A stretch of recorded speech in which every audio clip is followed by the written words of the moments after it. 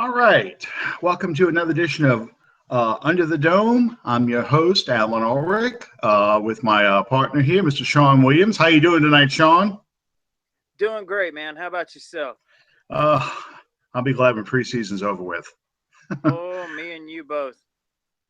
Uh, It's I'm kind of like Scott Alexander, our buddy from SaintsInsider.com. Uh, his post-game article on the Pittsburgh game, which we'll be discussing shortly. His post-game article says, "Hey, at least the scoreboard was bright." it was that I was at the game, and it definitely was. It definitely was. It was Well, probably the. are the new video boards everything that they've been? Oh yeah, absolutely, absolutely. Where I was sitting, I'm not going to brag, but where I was sitting in a suite, it was hard for me to see it because it was an overhang. But oh yeah, when those things were lit up, at some points I thought, why the lights out over there over the terrace section? And you find out, that was just how much light those boards put out. So Wow. it was that they are impressive. It really is. It is an incredible investment in the dome. Um, I was just totally blown away. It really is bringing the dome into the 21st century. Before that's all said and done, that building is going to look brand new inside. Uh, so That's been people my. talk about. That's Well, I was been going to say, people talk about a new dome, a new stadium for the Saints. They're going to modernize this stadium. It's going to be an impressive facility when they finish everything they're doing. They're redoing all the seats. It's just beautiful. It really is. well. That was my only. I'm not going to say complaint on it because the first Saints game that I went to, which was Cam Newton's rookie year, the final game of the season, we played them at. That was your first Saints game you ever went to? Yep. All right. But All anyway, right. I walked in that Superdome and walked out to my seat, and I was just like Rudy's dad in that movie. My wife looks at me and she said, "What's the matter?" And I said, "This is the most beautiful thing that my eyes have ever seen."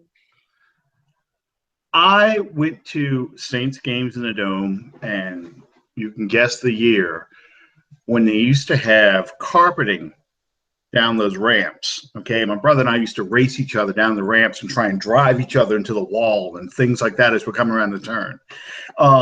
They had square light fixtures. They had the orange scoreboard. They had smoking was still allowed in the dome, so that the upper deck was just this cloud, this haze.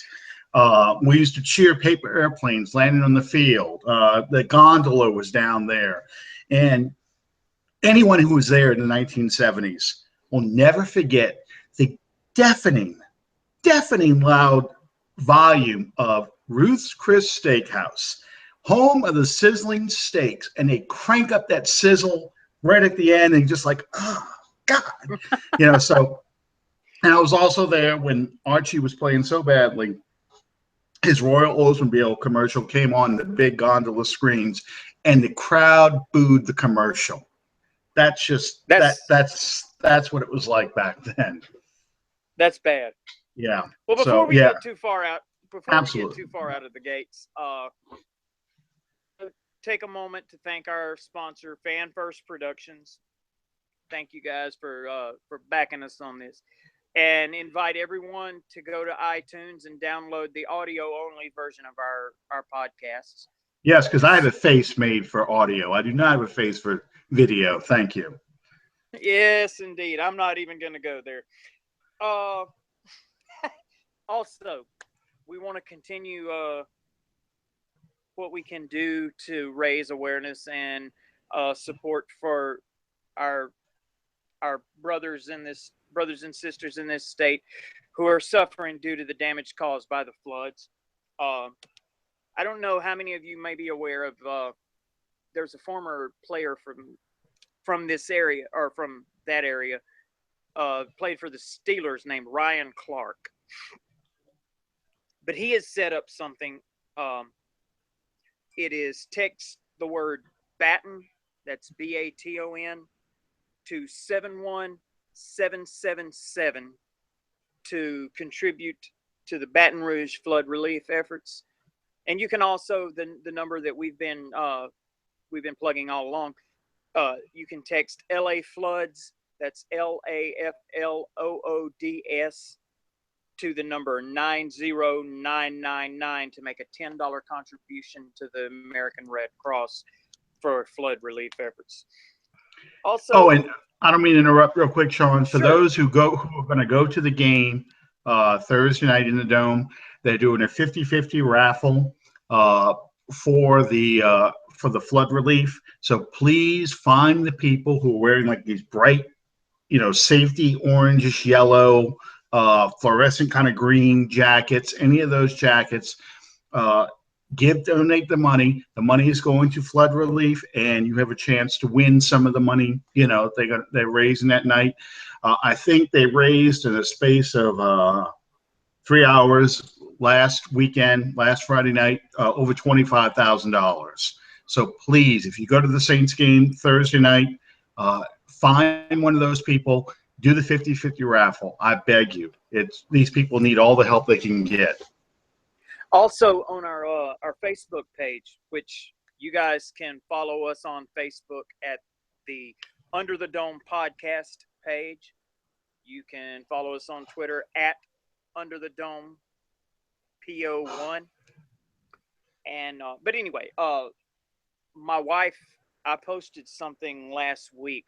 My wife sells Origami Owl customizable jewelry, and they had made a deal where they were going to sell these particular types of things, and $1 from everyone sold went towards the relief efforts in Louisiana. And my wife told me earlier today that they raised something in the neighborhood of $63,000 doing that.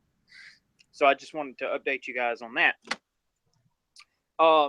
We want to take a minute to wish a happy birthday to some more of our guys. If you guys have a birthday, let us know about it where we can give you a shout out on here. We love to honor the people that take time out of their schedule to follow us and support us. And this week our birthdays are Tommy Spann, Shelburne. You guys, hope you had a wonderful birthday, and thanks for your support. All right. Yes. Happy birthday. Okay, so today was the day that all NFL teams had to cut their roster down to 75 players. The Saints made some moves today. Nothing really shocking about anybody who was let go. Two of the guys I thought in the beginning of camp had a good chance of making the team. Rashawn Allen, the tight end, and R.J. Harris, the wide receiver. Both of them were cut today. And again, it was really no surprise. You saw the Houston game 2 weeks ago. Rashawn Allen really had a terrible game. He struggled. He had two easy passes, including one touchdown pass that could have at least tied the game, go right through his hands. Chris Manhertz apparently has surpassed him. And I thought his roster spot was tenuous at best because we had signed John Kuhn, the fullback, and he was really – Rashawn is a Southern grad. His niche was going to be a blocking fullback, kind of that H-back role. And we don't know what happened with Human. He was injured in the final preseason game against the Steelers, and we have not heard anything other than he just being evaluated. But from what it looked like at the game, it looked like it was pretty serious. It looked like it was an ankle, possible knee injury, where he could miss significant time. So Rashawn Allen is gone, and the other one is R.J. Harris. He was Mr. July. He had an outstanding OTA and mini training camp, and when it came time to put the pads on, he sort of disappeared. And we've already talked about Tommy Lee Lewis had pretty much surpassed him on a depth chart. And Tommy Lee Lewis was one of the ones who caught a touchdown pass in the game. So, again, he's somebody who could possibly come back on practice squad, but, he just had an opportunity, just didn't take advantage of it. Sean, Sure. did you see any surprises today? Not really what I would call surprises. I think at this point, uh, as our friend Scott Alexander and I were talking about, the first round of cuts, there's not really a great deal of surprises. Um, it's all, or at least for the 75 cut, it's all about quality snaps, favorable looks that you're going to get over those first three preseason games, and for whatever reason, guys like Harris, some of the other ones along the defensive line, Ewells, for example, uh, it's not a knock at all on their ability. It's just that during game situations in the preseason games, they weren't afforded quality looks. As far as RJ, erratic quarterback play affected, I believe, affected his effectiveness as far as making the roster because they didn't consistently get him the ball, which is Right. which is all part of it. I mean, I'm not making excuses for anyone, but my point is, you're only going to be remembered by that coaching staff for what you showed on the field. Training camp practices are one thing. Once you strap the pads on in somebody else's venue, what you've done in practice is pretty much going to be in the back of the mind. What you do on game time, even a simulated game such as a preseason game, that's all that they're going to have to go on as far as what you're able to do. But to answer your question, no, there wasn't anything that really surprised me. I think that all the guys that I had more or less in a position of being on the bubble, guys like, for example, Damian Swan, just to speak on him, I looked for him to be on the bubble, maybe not for the 75 cut, but definitely for the 53 cut. I think that more than likely all the surprise, quote, air quotes, those surprises will be, what is it, Saturday, the 3rd? Yeah, the 3rd. Yeah. Sure. Well, and then they also made a move to they traded a 7th round conditional pick with the Dolphins to go pick up a defensive end, and they've also brought Paul Kruger in as another possible defensive end who got released from the Browns. And this is going to dovetail nicely with what we're talking about with the game. This roster, what we're seeing right now, unlike previous years, what we're seeing right now is this roster is very much in flux. The final 53 guys may not even be, all of them may not even be on this roster as of yet. In fact, I can almost guarantee that. You're going to see the Saints really look over the transaction wire, Saturday and Sunday. Guys who make the team on Sunday may get cut by Tuesday and replaced by other people that teams have let go. I still expect to see a trade of some sort. I don't know what kind of trade they're going to make, but I think they're going to have to make a move at guard. People just aren't going to let go good guard players right now. You're going to have to trade for somebody. And we don't have much to trade other than draft picks. So, do you agree? Do you agree with that? I don't mean to interrupt. Do you agree with that practice? Because there's the reason that I ask. There's a lot of people that really want to get sideways of the practice, so to speak, of trading away, in their words, trading away your future for trying to win now, which is what they deem trading your draft picks for. Well, the Saints do that anyway. They do that on draft day. I mean, I'm not disagreeing with the picks they made, but sure. Clearly them moving up to get a second round pick when they took, and trading up like they like to do, they're already sacrificing their future.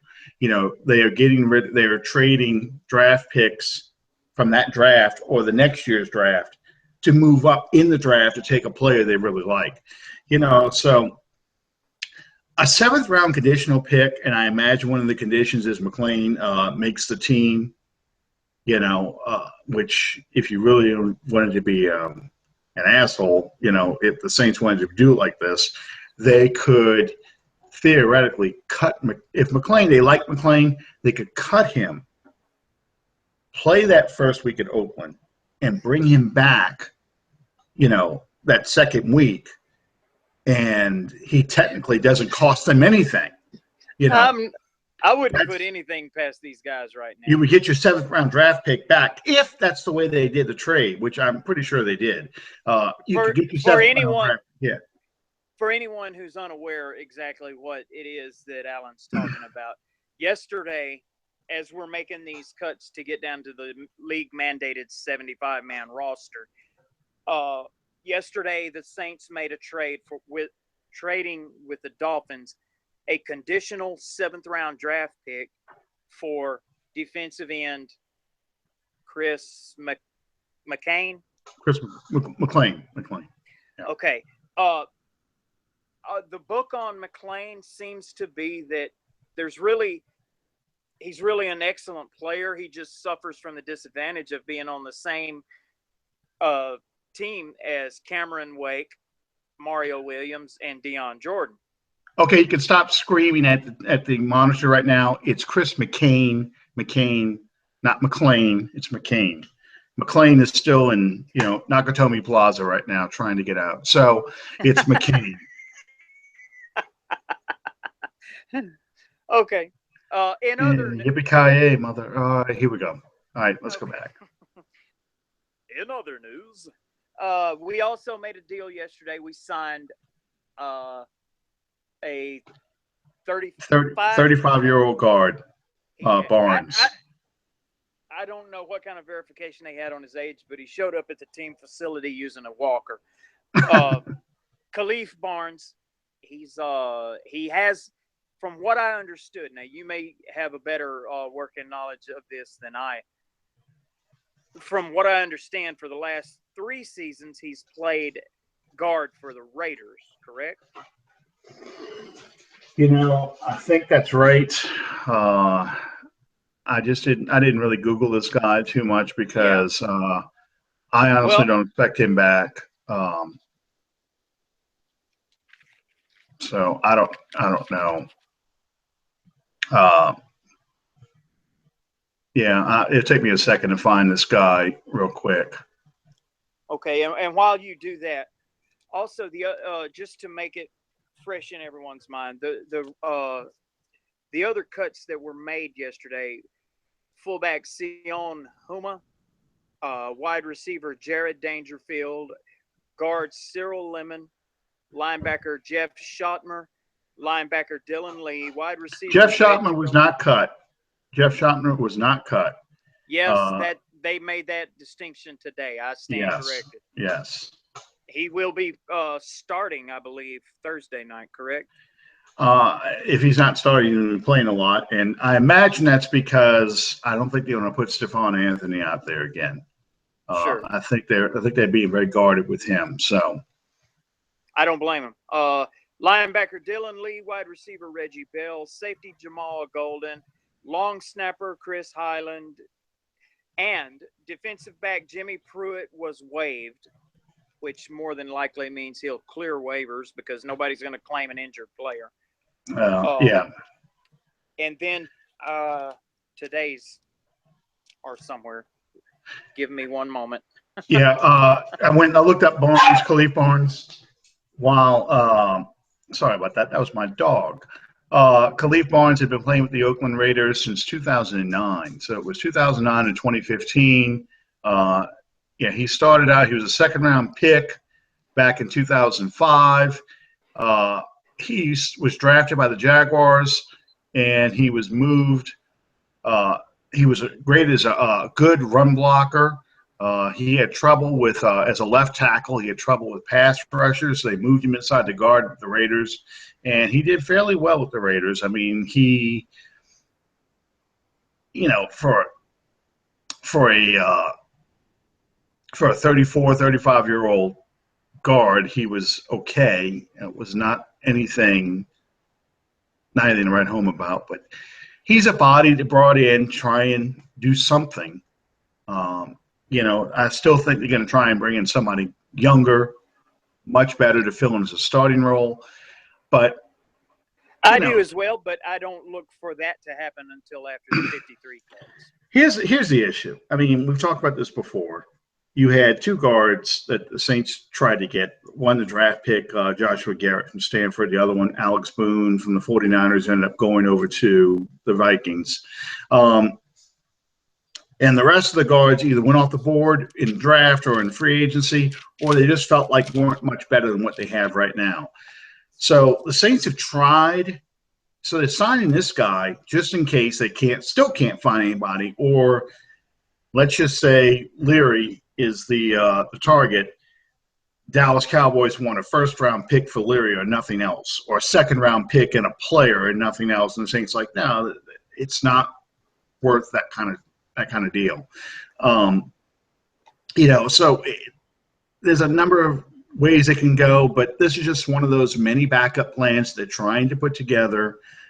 So I'm not penciling Barnes in as somebody's going to make the final 53. Sorry, almost at 45.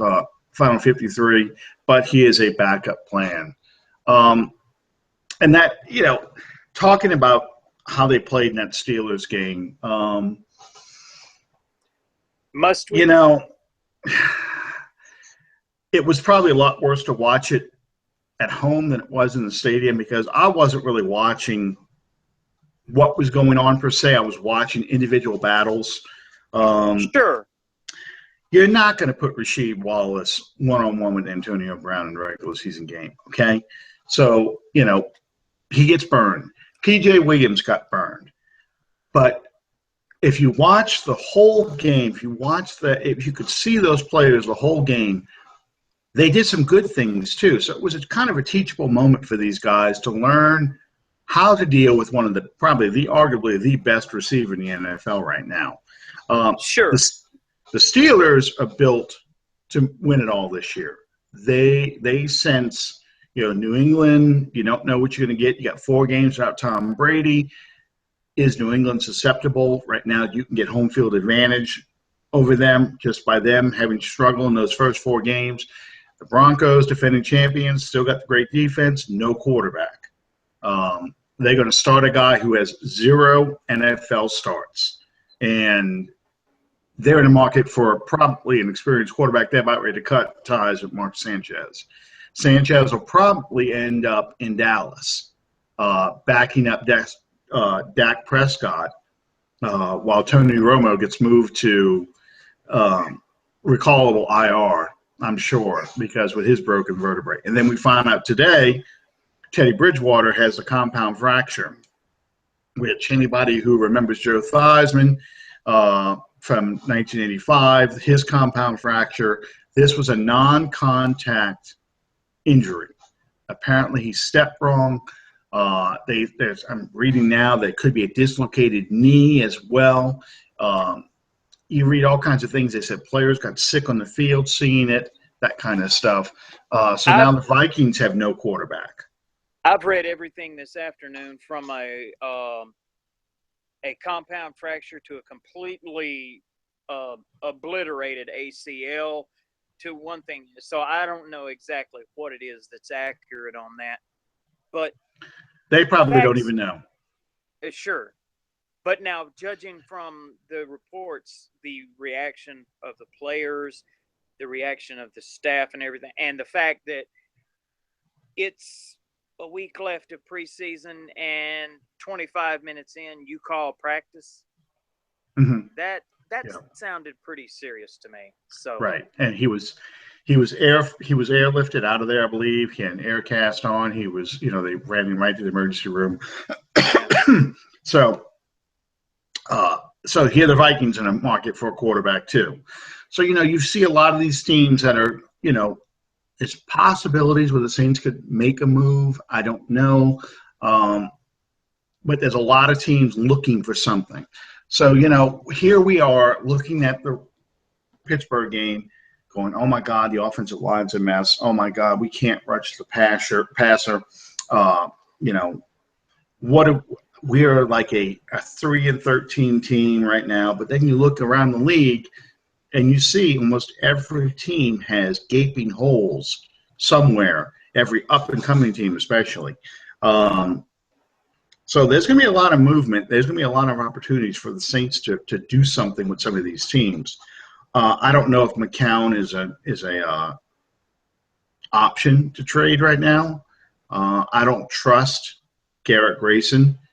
He was terrible in the Steelers game, to put it mildly. Oh, I don't think he was terrible because he almost threw that running back, but he hit that open linebacker in stride twice. Yeah.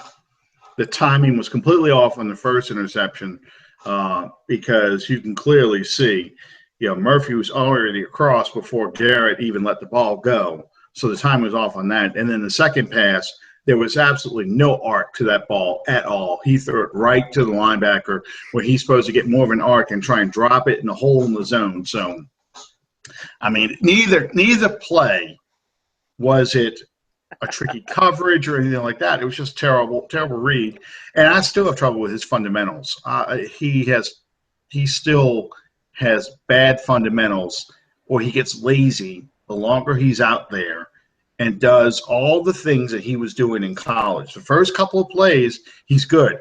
Quick drop, holding the ball up high, all the things you're supposed to do as an NFL quarterback. But as the plays go on, as he's out there a little longer, he gets a little lazier holding the ball. He gets a little lazier in his footwork. He tries to throw more with the torque of his body than stepping into the throw.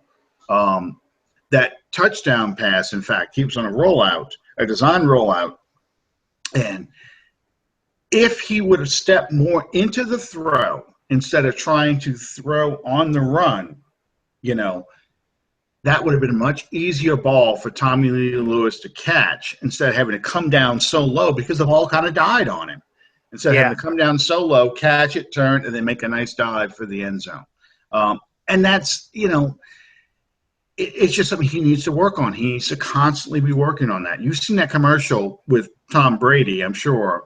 I think it's for Under Armour where they show him working out, and then they multiply his body, and they multiply and multiply. So you see an entire field of people going through fundamentals.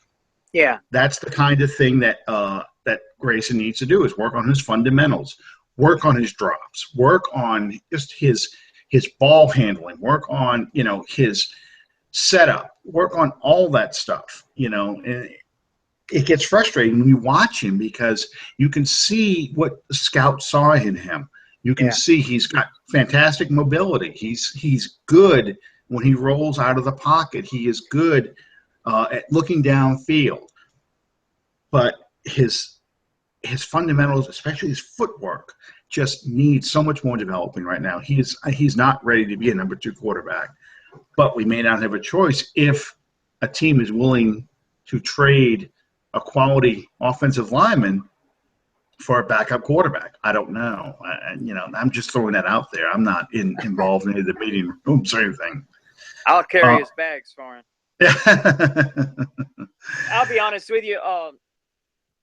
I feel so alone and so abused. But my evaluation on this Pittsburgh game, don't read too much into it. Now, before I say anything, yes, I do understand that there's issues on the offensive line. And despite what a lot of people may say to you, I'm just as concerned.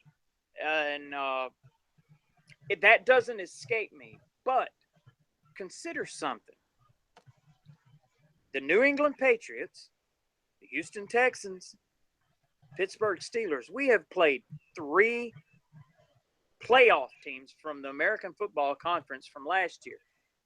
When it comes to the Pittsburgh Steelers, you're playing what very well, as you alluded to, what very well may be one of the most experienced and best vertical attacks in the league. you know, our cornerbacks are young, and they're going to have a learning curve as we move through this. And if they get torched and embarrassed by Antonio Brown, uh, I've seen him do that to a lot better players than what we have on our roster right now. I don't want to read too much into. I don't want to jump off of the ledge right now because Pittsburgh beat us. Maybe I'm naive. Maybe I'm reaching. We weren't Here, supposed to go in there and spank Pittsburgh. well, here's the thing. People are so used to the Saints doing to other teams what the Steelers did to us in that first quarter. And Sure. to see that happen to us gets people really upset, considering we're coming off of 2 back-to-back 79 seasons. We're playing a much harder schedule in general than we did Sure. last year. So, there's a lot to be concerned about. Look, I look at it this way. That 2015 team was probably the least talented Saints team that Sean Payton has ever had. You had a combination of age, injuries, and then youthful players in so many spots. It just was not a very good team. And you've had 5 years, essentially, of bad drafting from 2009 to 2015 or 2014. You've had a lot of bad drafts, especially on the defensive side. So when you saw Joey Evans, lose a step, when you saw Zach Strief lose a step, when you saw, nothing behind, Mark Ingram until Tim Hightower, we pulled him off the scrap pile, essentially. Tim Hightower comes in. That's why you have so much problems as far as getting the team that's consistently competitive, that all you're doing is reloading, you're not rebuilding. There's no other way around that. So you had a good draft in 2015. I think you had a better draft in 2016, but that's still not enough players. You add that with you have $22 million in dead cap money because of moves you made when you let a promising defensive end, pass rushing defensive end, Junior Gillette go, which you had to do. Sure. You bombed at cornerback with your draft picks, Patrick Robinson, Corey White. We can go on those picks. You bombed at that, so you had to fill the cornerback. Your linebackers were a disaster. You haven't drafted a good linebacker until Stephon Anthony. You haven't drafted a good linebacker since Mark Fields in 1995 because, so you have a disaster at linebacker. You overpaid for Jarius Byrd, and he was injured, So you've got guys coming into play your safety position like Jamarcus Sanford. You've got, you're pulling in guys that just are not your upper echelon safeties, corners, linebackers, defensive linemen. So you have to focus on rebuilding that, okay? If you spend all your time trying to get defensive players, when age hits your offensive line, you've got the same issues, except you spent all your time trying to build the defense. Sure. So you've got a young defense, and you've got aging players in your offensive line that you've had to replace, and you're trying to replace them with undrafted free agents or trades. You can't get it all together. So let's say, for example, the Saints take a guard in the second round. They take one of the other guards. They didn't get the guy, Garrett. Now you don't have Mike Thomas. Now you don't have Von Bell. Did you get better? Because without Mike Thomas there, is your receiving core better? That's the trade-off you have to make. You can't get both. You can't get it all, especially if you're trading up and sacrificing picks to go up and go get a player that you want. I think So, I think that the important thing that people need to understand about this, a year ago, you had a hole at left guard. That was basically a revolving door with Lolito, with Kelamite, uh, Pete, even. It mhm. was just a steady influx and what have you of different players. Okay, well, you limp through the season, you get out of that. Well, in the off season, you part ways with a 6-time out of 10 years, a 6-time Pro Bowler at the other guard position. These issues aren't going to fix themselves. They're not going to magically disappear. They're not going to go away. They're not going to just magically solve themselves. You had a problem, and the problem was compounded by the fact that for whatever the reason was, you parted ways with your other guard. Well, now you got Well, 2 holes to fill. well, yeah, Evans was a 6-time Pro Bowler, was a 10-year veteran, but he had clearly lost a step. You could see that Oh, even in the 2014 I, season. I So, completely agree with that, you know, as well as Street. I mean, they're yeah, not they're not even and they both came in close. 2006. So, Yeah, you're still living off the 2006 draft. We're now 10 years past that. So, and 10 years for an NFL lineman, 10 years is like dog years. So, it that's feels right. like it's a lot longer. So, yeah, I mean, again, we have so many holes to fill at one time that there's only so much you can do. It's going to take 2 or 3 years to rebuild this team. Sure. Um, and the bad part about it is you've got the ticking clock at number 9. You've got Drew Brees, who's going to be now a year older, another year without making the playoffs, maybe, and that's what is driving fans crazy because it's like, okay, well, how much longer? And then they look at how much he's making and they think somehow that if we can just take his money and spend it on other players, we'll get better. Well, that didn't work with Brandon Browner. It didn't work with Jarius Byrd. No. It didn't work with Curtis Lofton. It didn't work with David Hawthorne. It didn't work. It worked with Keenan Lewis when he was still healthy and still good. It worked with Jabari Greer, sorry. And you kind of got by with Ben Grubbs. But, at some point you have to bring in a young rookie who has to step in like Teron Armstead. You have to draft those kind of players. Well, And basically, the only thing that what I was just talking about coming into this training camp, instead of having the revolving door from last year, you've got 2 holes that you got to fill, and basically, you've done 2 things to address that. You've moved a number 1 draft pick from a year ago into a guard spot that he's never played, and you signed half a dozen undrafted free agents to come to training camp. Mm-hmm. I get it. I understand that there's issues on this offensive line. And maybe I'm just as naive as I've been accused of being this week. Maybe wrongly so, but I give Sean Payton the benefit of the doubt. He's an offensive mind. He's not a defensive coach. He's an offensive guy. In the 10 years, someone posted this in our group the other night.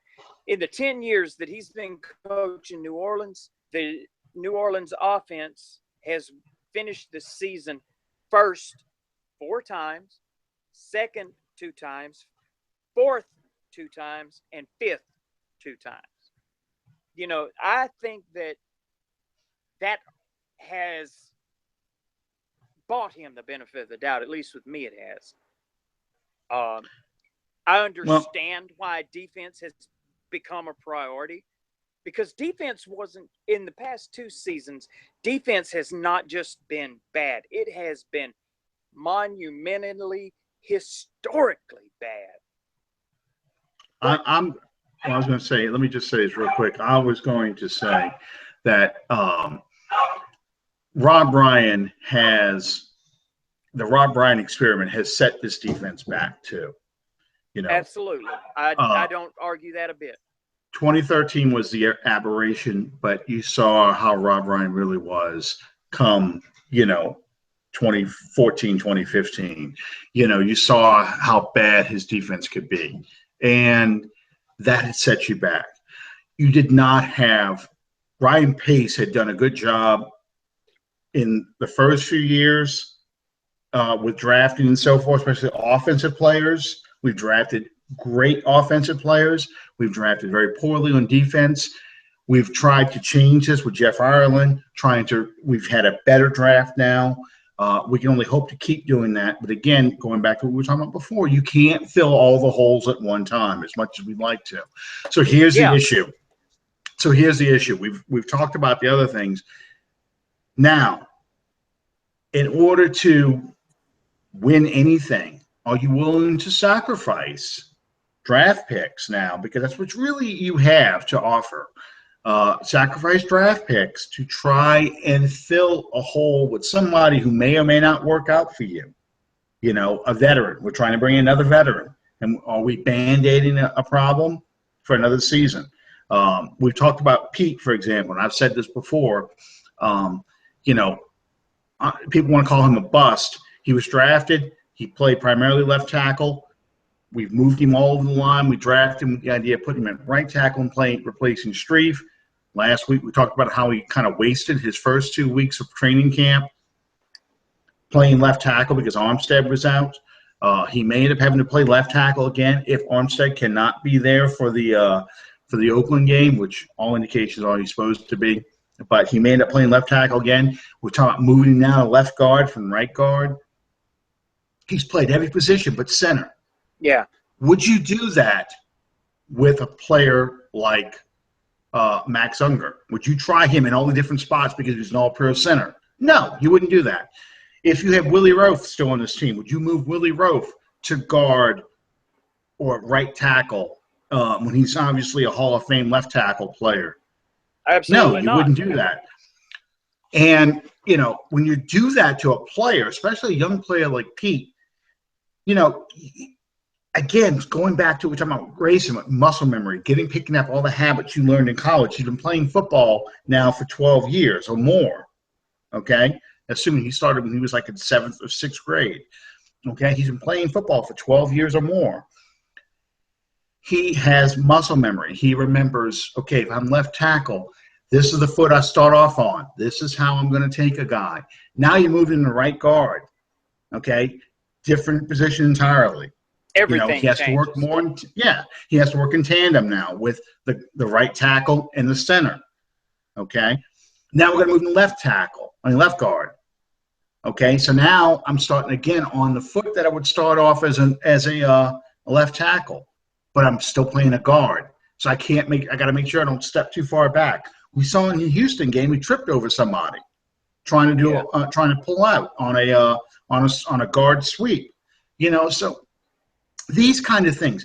That's why I think Sean Payton, in fact, is going to play his starters in Baltimore against Baltimore because of how sloppy this offense looks right now. It is not crisp. They do not look sharp. They can't run the football. There's absolutely no continuity whatsoever in this offense. No rhythm through 3 games.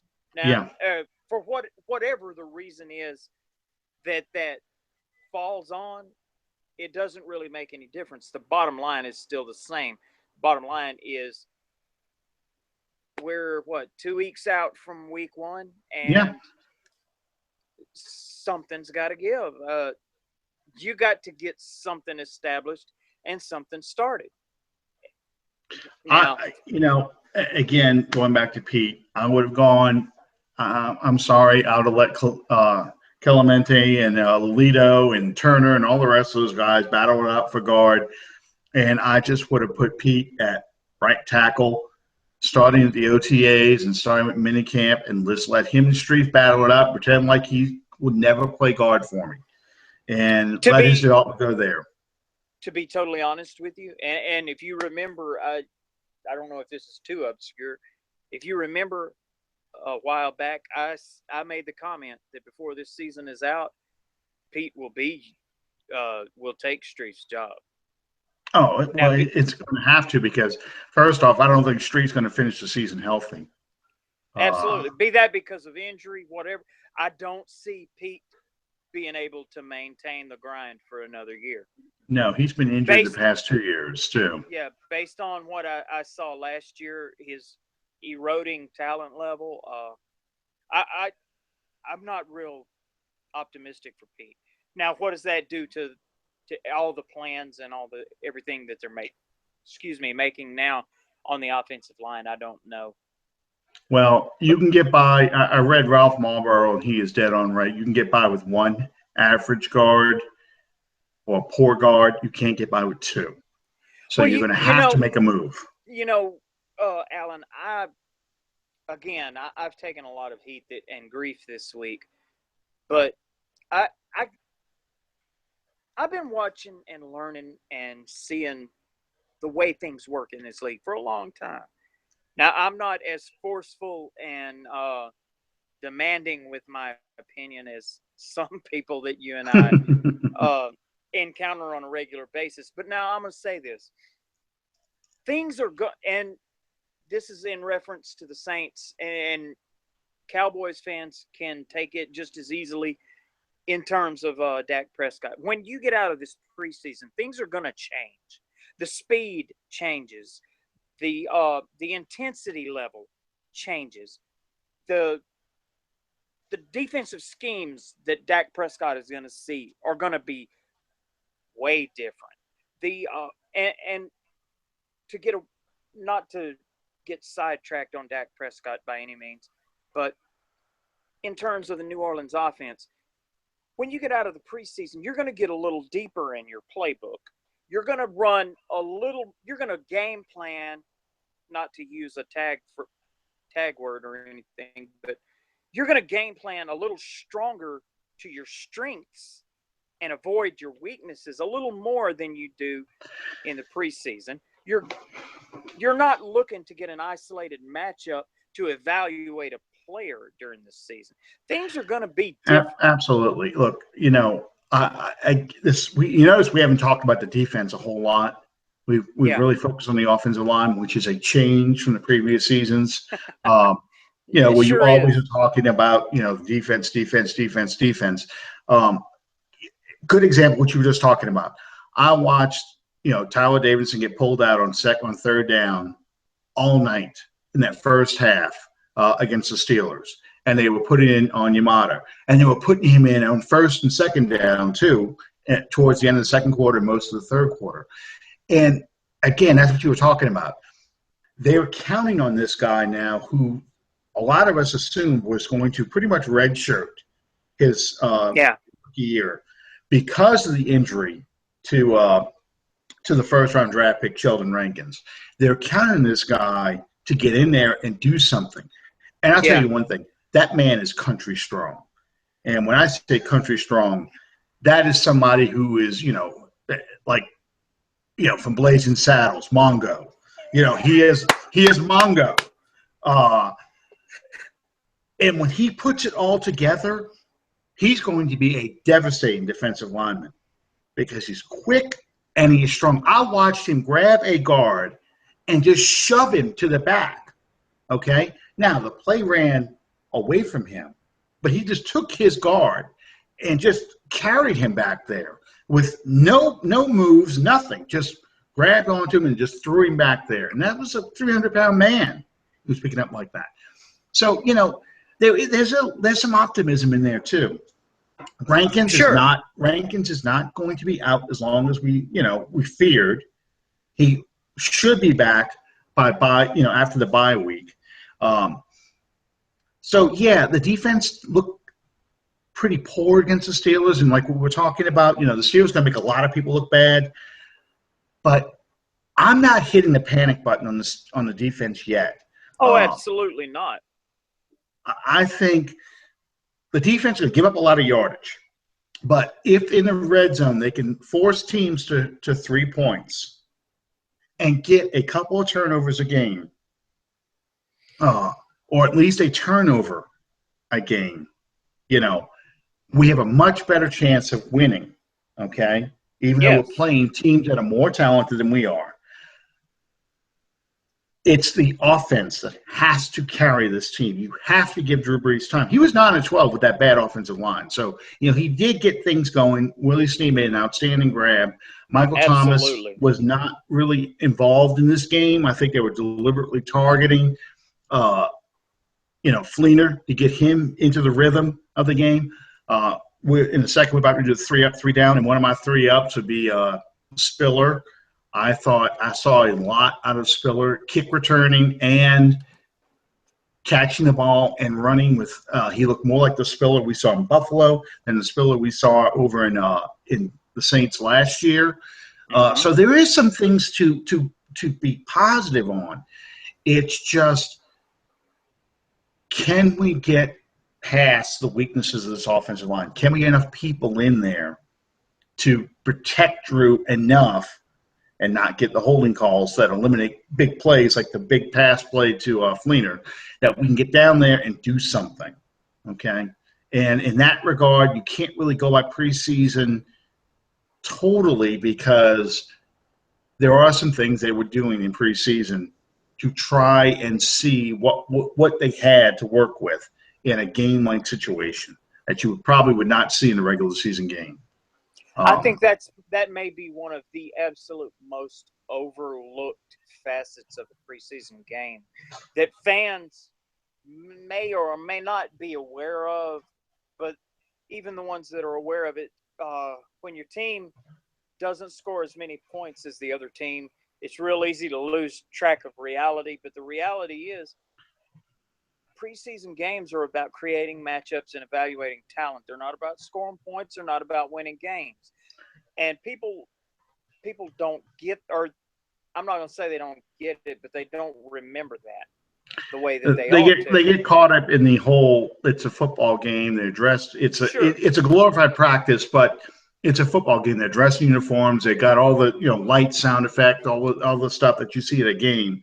It looks like a real game, but it's not a real game. Okay, I'm so I'm not going to panic on it. As far as the defense goes with the Pittsburgh game, uh, plain simple, uh, no frills. Learn what you can from it. Move on.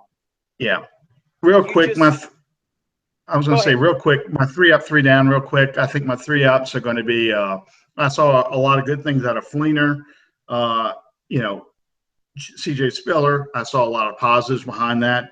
And believe it or not, my other 3 up is really the linebacker position in general. I see a lot of potential in the linebackers outside of the Steelers game, where they were doing different things that weren't quite what you would normally see. I see a lot of positives behind that. And the 3 down, obviously, anybody playing guard for the Saints right now, the offensive line in general, Pete, and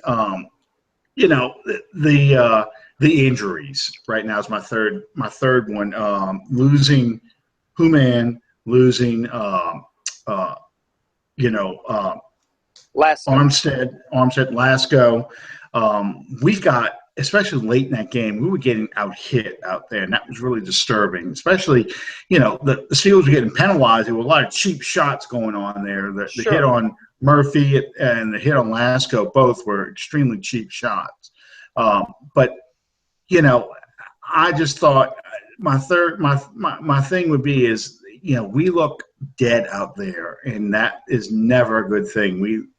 For guys fighting for a job, you weren't very enthusiastic in that second half. You weren't really getting after the Steelers like they were getting after us, and that did not look good. My 3 up would be Tommy Lee Lewis, who, Yeah. from all indications, is going to not only surpass the 75-man cut, but will more than likely make the 53-man cut as well. And PJ Williams, I think he's going to learn from what he experienced. He and Devontae Harris both got abused the other night, but I think that they're going to come back stronger from that. And I think that's all that you can ask of them, because, I mean, they're kids. They're going to have to learn this And unfortunately, at this level, that's going to involve learning it the hard way sometimes. But if you're going to learn from someone, why not the best receiver in the game, in Antonio Brown? My third one for 3-up. Let me see. That's going to be kind of hard. But the 3 down were much easier. As far as the third 3-up, I'm going to go with the defense as a whole. I think that they're going to take what happened against Pittsburgh. It wasn't so much that the defense couldn't this or the offense couldn't that. That team came out there with a total and complete lack. And I want more than a statement. I'm asking this of you because you were there and you can give me more of an accurate read than what I could get on the TV screen. There was absolutely no emotion, no fire. There was more in Foxborough, Massachusetts 2 weeks ago than there was as they came home for their first home game. Was that or was that not correct? That's accurate. That's accurate because after big hits, I watched the Steelers sideline light up and they were jumping around and screaming and things like that. And I never saw that at all in the Saints game. It was just more or less, let's get this over with. And it showed up there. One of the biggest and most important aspects of the Saints game that's going to have to happen for them to become a relevant team again, the Superdome is going to have to become a dangerous place for opponents to come and play like it used to be. There's no two ways about that. That's going to be up to the Saints, unfortunately. They're going to be the ones that are going to have to make that happen because the crowd will respond when we're playing well. Speaking of which, we're going to have a season kickoff special on September 10th where we're going to try and preview the season for the Saints, talk about the rest of the NFC South, talk about who we think is going to be the Super Bowl participants, I should say, for Super Bowl 52 and 51. Sorry, 51. Trying to really advance on us now. I lost a year somewhere. What happened? Yeah, you sure did. You sure did. Super Bowl 51, and where we think the Saints will end up. And I think we'll have a pretty good idea by that time because we'll have a 53-man roster. We'll do a preview of the Raiders game and so forth. So join us then. We may go, we're talking about going for a whole 2 hours, so we're not cramming this so much in 1 hour like we are right now. But look forward to seeing you then. We're hoping to maybe, if things go well, we're hoping to have some special guests on for that show, the 2 hour kickoff special. It all depends on how things go between now and then. We want to thank you guys for joining us tonight. We'll be back next Tuesday night at 8 p.m. Central Standard Time. We are going to go over. Let's see. We will have the final 53 by then, will we not? Well, the final 50. Well, the final 53. We will have a good idea of if they made any moves to improve this offensive line. We'll have a lot to talk about with the Ravens game to break down because some of the starters are playing that game. So please join us then. And if you guys until next time, if you guys don't remember anything else from this entire show tonight, remember this: these guys are paid professionals. They know what they're doing. Look, just calm down and breathe. It's going to be okay, guys. Go ahead and spell relax. RELAX. All right. Thank you guys for joining us tonight. Thank you guys for joining us tonight. We'll see you next time on Under the Dome. Good night.